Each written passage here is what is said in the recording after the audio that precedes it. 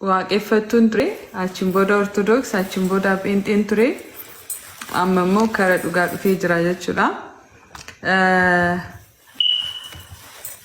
Amantii islaamummaa kana awwala maal turte naan jette mee awwala maal turte awwala amantii kee ka awwala maal ture naan jette waaqeffattu eeganaa hoo ortodoksii pheenxee Isa Farisi wal fakkaata Salmaan al-Farisi wal fakkaata oo reefun jeebar Salmaan al-Farisi yaa ofit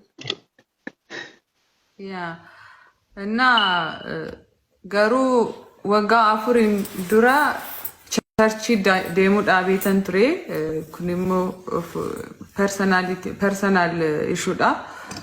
Waggaa afuriif charchii hin deemne basically amantii hordofuu dhaabe jechuudha. Gaafan dhaabe Hamza moderator please. Amantii islaama qorachuu eegalee yoon jedhu deemee mana barumsaa deemuu miti ofumaafan kitaabota bitadhee gaaffilee kan qabus nama tokko deemee gaafachaa haga tiktaakarra waggaa tokkoon dura dhufe immoo nama gaggaarii qaqqaaliiwwan as keessa baradhee ijoollee musliima wajjin actually walumaan guddadhee ollaanis haa ta'u barumsas haa ta'u walumaan jiraadhee amantiin hordofin malee hiriyoota wajjin guddadhee sonniin beekaa quban qabaa just beekuu waan barbaadeef hedduun qorachaan ture. Achiin booda garuu waggaa afran kana hedduu kitaaba nin dubbisaa Quraanis nin dubbisaa kan naaf galee namni hedduu naqaqaarees ni jiru as keessas ni jiru jechuudha. Sunan tuffatiin randomly gaaffii yoon gaafadhu deebii naaf kennu kan beekan na beeksisu kan hin beekne immoo reesoorsii naaf kennu jechuudha. Fatiin faa as keessa dhugaa bakki guddaa isaaniif qabaa. Hamzaan illee ni jira isallee gaafadheen beekaa ijoollee hedduu jiru as keessa kan na qarqaaran jechuudha reesoorsii natti kennuudhaan. Garuu soorittiin amantii kiyya jijjiiruufi jedhee miti kan isaan gaafadhu just beekuun barbaada jedheetan isaan gaafadha. Because amantii yoon filadhu ofumaafan filachuu barbaada ofumaafan itti seenuu barbaada malee namaan hin barbaanne. Gaafa murteeffadhe garuu nama tokkoof akka beeksisuu narra jiru nin beekaa. Namni tokko immoo abbaa kiyya so bilbilee jechuudha because qaxaroo kiyya qabadhee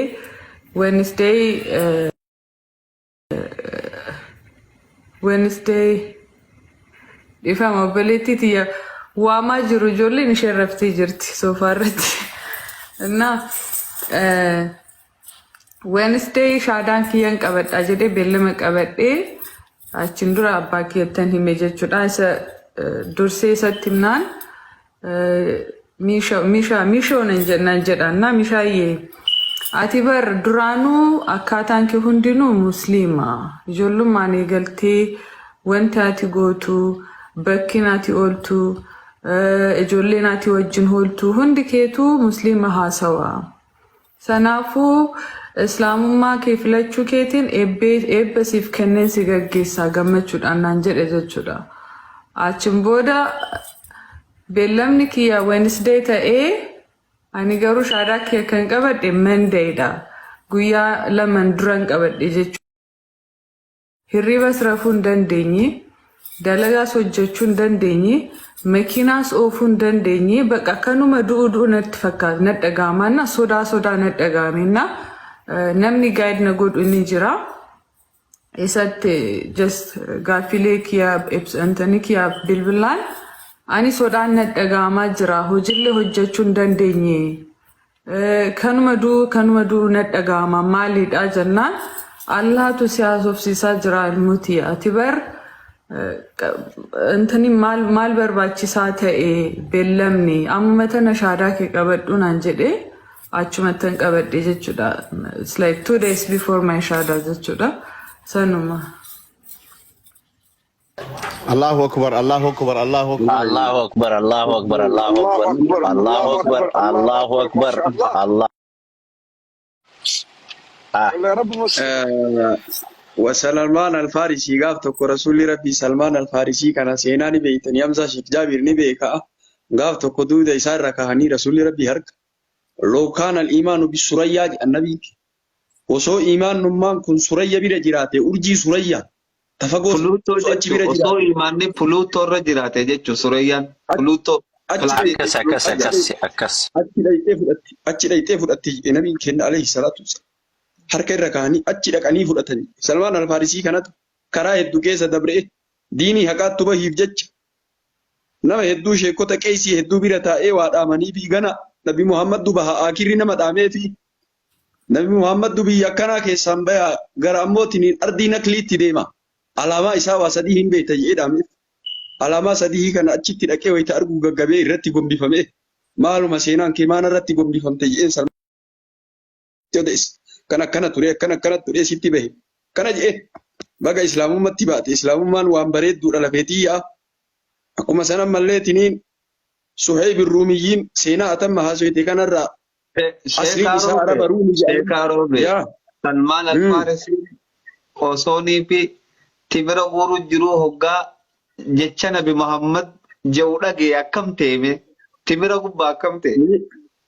Timira sayyida isaatii guura jedhan gubbaasanii oduu Nabi Muhammad dhagahee jennaan hollatee sayyida sanirratti ammootiin kufe jaansa kufuuf achirraa kufuuf sayyida sanirratti achirraa hollatee maal jettamee irra deebi'i jecha san je'een qallicha dhufee oduu Nabi Muhammad sayyida isaatti hime mee irra deebi'i jennaan maaltu si ga'e oduu kana keessaa je'een ati gabra callistee timira keen guurattu maal goota je'een asii abboo si galaatam diinii Nabi Muhammad alayhi salaatu eebata islaamummaa akkatti ammoo dhiirti Ruumiyyiin gaafa Qureesh hiitee jette duniyaa hedduu waggaa 20 wayii dalagatee Qureeshiin biratti asliin isaa Arabuma Ruumiin dhaqee gabra ta'e Qureeshitti ammootiin hin baay'ee hiite Qureesh akka Nabi Muhammaditti gad hin dhiifamne jedhanii hin eeydoo itti gootee waardiyyaa itti gootee gaafa tokko halkan miliqee Nabi Muhammaditti Madiinaa dhaqu malee jedhee halkan baay'isee jedhan abboo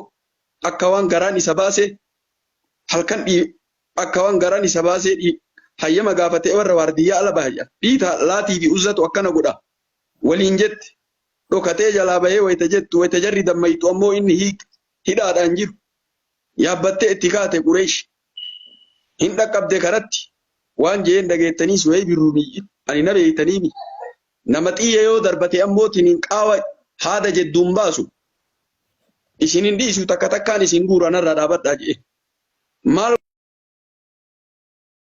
dhaba malee isin hin dhiisu jeen haga xiyyiin harkaa dhumattutti waan gootan jeen duniyaa kiyya ka waggaa 20 wayi dalaga sammaraa fudhadhaa bakka akkanaa jirti warqi irraa zahabarraa ana na dhiisa rasuuluma rabbii argaa jedhe alayhi salaatu rasuuluma rabbii argaa nanniisa duniyaa sammaraa fudhadhaa ani rasuuluma argaa nanniisa kan jettin abboo dhirti yaa gaafa amboo Madiinaa seene rasuulli rabbii waan jeen dhageettanii raba halbee'u yaa abaayaa rabi halbee'u yaa abaayaa gurgurtaan ati gurgurattee duniyaan gurgurattee na arguuf dhufte kun waa tilfaahe waa milkaahe rabbi biraa tilfooyte jedheen nabiin rabbi alayhi salaatu wassalaam akkuma san Hamzaa Sheek Jaabir soorettiin seenaa hedduu qabdi waan bareeda ani waan duunatti fakkaadhaa jetteen talli isaa jiraa jedhanii islaamummaa rabbi akka itti namaaf siigala ate dukkana hedduu keessaa rabbi si baasa siigala gaafa rabbi si dukkaneessuu barbaadu ammoo islaamummaa kana keessaa gara si galcha gara amantii biraa si qabsiisa nama hedduu namni islaamummaa qabatee islaamummaa irrattuu dhalatee eeganaa kaafira ta'e islaamummaa iyyuu seenee garagala yoo rabbi waa sii fedhu ammoo waan xiqqoo rabbi si fuuldura fi dawaa waan xiqqoo si argisiisa islaamummaa tanarra rabbi gasi haadhaaf sooretti islaamummaa tanarra gasi haadhaaf abboo abbaa keessan illee rabbi ashaabitu nama sirratti ilaallatee islaamummaa kana seenu rabbi si haa godhu rabbi haa godhu nama islaamummaa ammoo sirratti ilaallatee seenu rabbi haa godhu Amiin. Ara sooretti jechuun mana hedduu si beeka barreeffamaan si beeka fuula keellee sin argine amantii keellee hin beeku har'a maaluma namni ka akkanatti yaa'ee sheekonni marti yaa'anii akkatti ammootiin soorettii tana bira taa'an jechuun maaluma sila amrima maaltu dhalate jechuun mee anillee seenuu barbaada jedhee takkaa gara biraa deemee as deebi'a. Hamzaa Sheek Jaabir wil jedhaa naan jedhe an garuu wil hin jenne das na jedhe asuma jala ta'a. Islaamummaa ishiitu garaana nyaata. Baay'ee garaana nyaata. Dubbiin gaafa wii jedhan sanii miti Hamzaa Sheek Jaabir. Dhugaa wii jedha. Mana takka irra gadi hin taa'u. Daqiiqaa takka yoo taa'e gara qaata ta'e. Mana Mashallah, mashallah, dubbiin mashallah. gaafa wii jedhan sanii miti. Dubbiin nama guddatu nutti dhufe nama guddaa Islaam. Yaa Islaamummaa kana rabbi gasi haa dhaabbatu. Sheekh Robe Salmaan Al-Farisi, Salmaan Al-Farisi amantii meeqa keessa ba'ee dhufe isa? Amantii gara hedduudha gara amantii nama gara waa torbaa qeessotii gara 7 keessa baheedhu. Qeessotii gara 7 amantii baanu amantii sheekota hin baanu qeessota hin baanu amantii takka majuusaa. Majuusiyyaadha wal. Walli majuusaa yaa. Amantiin inni qabate majuusaadha. Ka kitaabni himu majuusaadha. Wal abbaan isaa majuusaadha. Garii amantii ansaaraa kana qabate amantii ansaaraa qabu sheekotiin qeessotiin hedduutu jira. Eeganaa islaamummaa tanatti alqaa'idu.